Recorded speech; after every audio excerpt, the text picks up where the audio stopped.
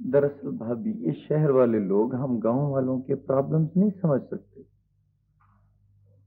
Bismillah, thank you.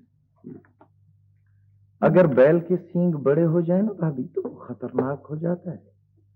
उससे नुकसान पहुंचने का अंदेशा होता है खल्के खुदा को। अगर शीशे का बर्तन किसी बच्चे के हाथ में दे दो तो वो उसे तोड़ देता है, अपने आप को जख्मी कर लेता है ना।